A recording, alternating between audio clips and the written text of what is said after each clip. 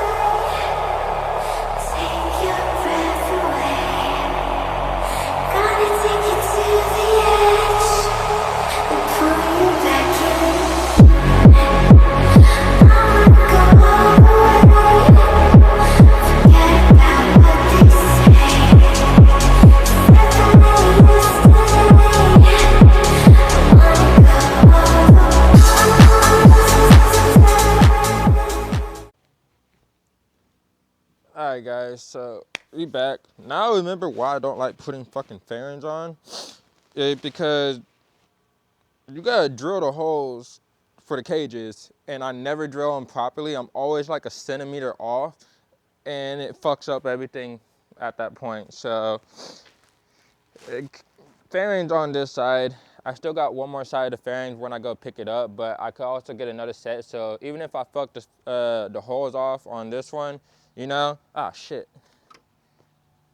Even if I fuck off the holes on this side, I still got two more sets or two more fairings that I have to go pick up that I could just redo it. But for now it's on there and I'm just head over heels over it. I don't even like drilling holes for fairings and stuff like that. I forgot totally about it. It's been so long since I've had fairings on this bike, and yeah, that explains why I run naked fairings, so I don't have to deal with that bullshit no more. But anyways, yeah, it's all back together. I thought I had a 3-prong high beam relay, and it turned out it's a 2-prong from the Hayabusa that I had. So I'm gonna just have to go to a dismantler sometime this week or next week or whatever and pick up a relay. It's like $1 or $2 from a dismantler or some shit like that. So not the end of the world. We just won't have high beams for right now, but we got low beams that work. I don't necessarily like the yellow headlight bulbs, so I'm probably gonna switch over to like a purple. As far as the other frame goes right now, I don't know what to do with that. I can't get the cage off, and I'm pretty sure I'm just gonna continue to saw that shit off until, you know, I can get it off. But right now, I just cannot get it off. Alright, so all back together. Start it up for you, and then end this video.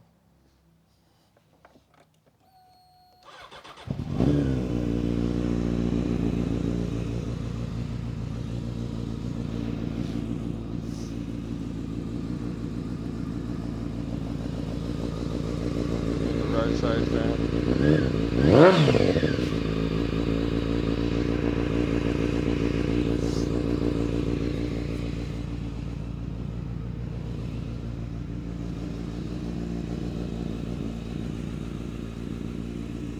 Not bad for the first time in a long time. First time having fucking bearings on this shit, so.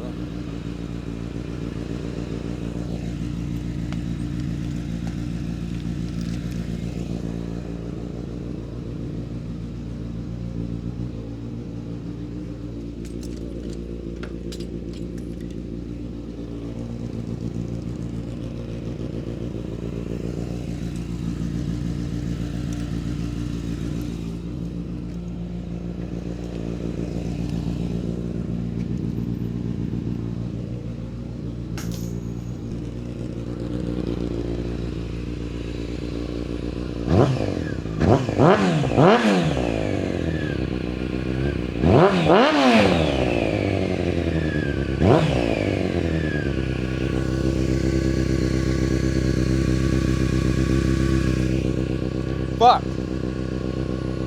You know what I forgot? I forgot to plug in the vacuum ports to the air box. That's why it sounds like that. Damn!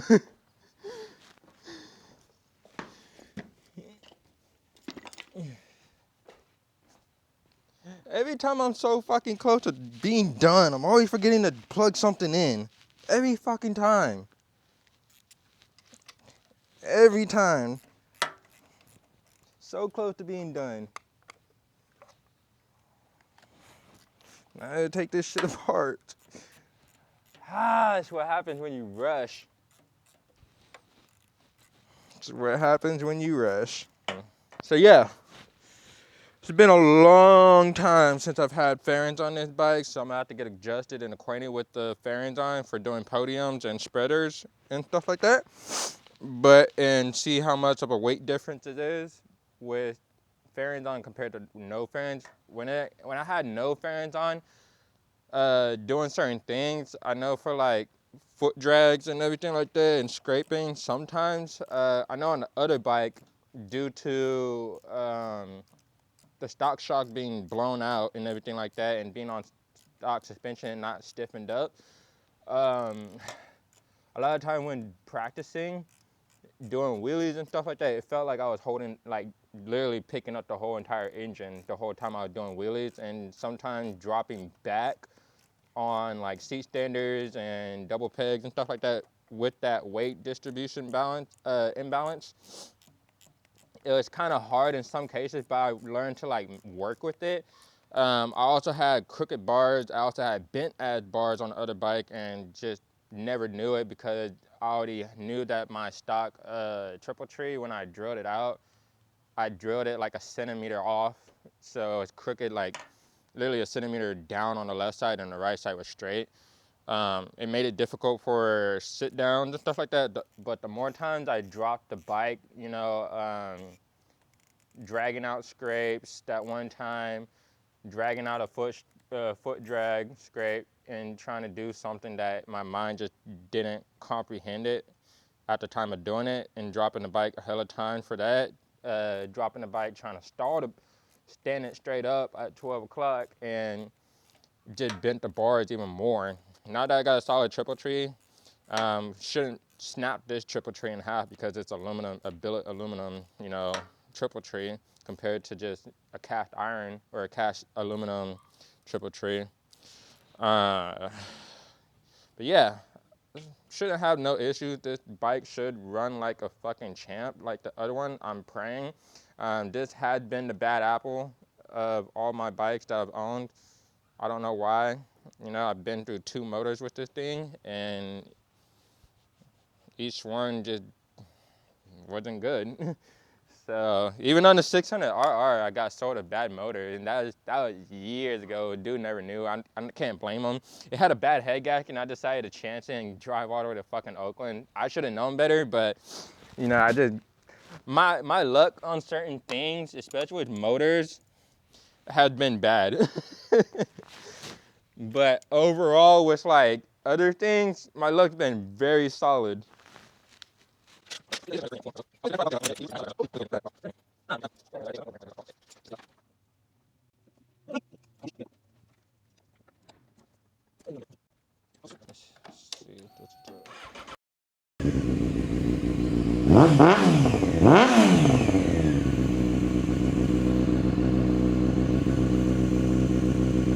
think that fixed it.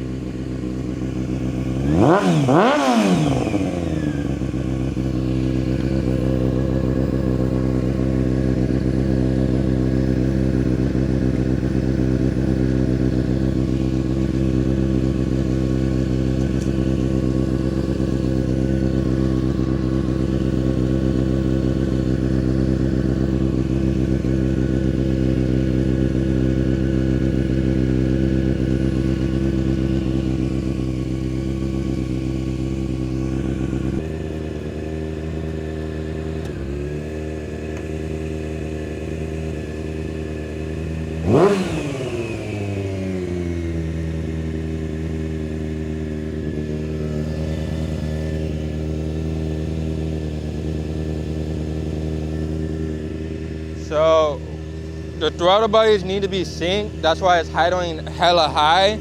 It's idling at 2.25, almost 2.5. And I don't even have the idle adjuster like even turned up at all. So whenever I ordered the throttle body sync kit, the tool to sync it, I had the tool, I just don't have the block off ports for the vacuum ports and stuff like that. So I gotta reorder that shit again because I lost the brass clips for it. Jeez, I can't talk today. But yeah, that's why this thing is idling hella high and running hella rich. But it's nothing we can't work out and stuff like that. Just go and test it out.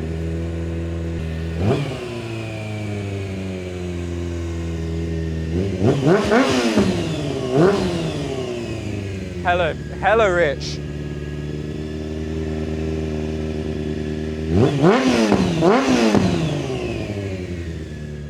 Running hella rich, dude. Not good at all.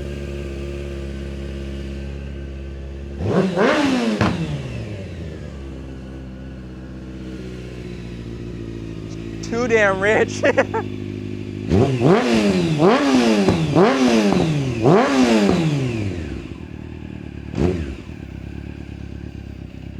See, now I want to fucking die.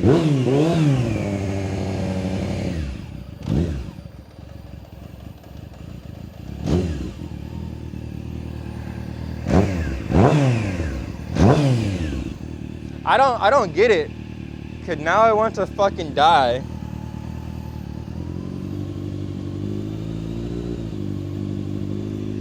There you go.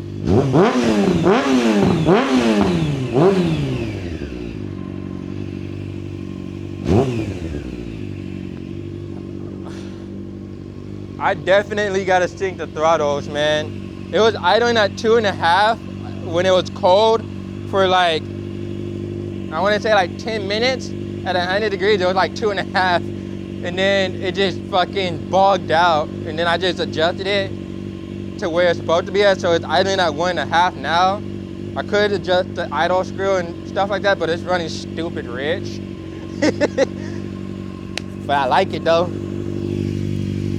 It sounds good though. Just running hella fucking rich. Stupid bitch.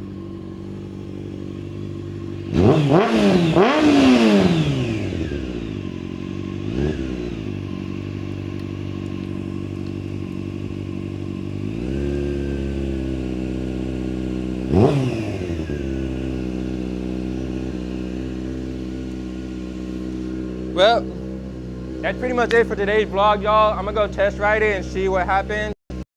And yeah, I'll see y'all next time. Can you lay low for me? Can you lay low?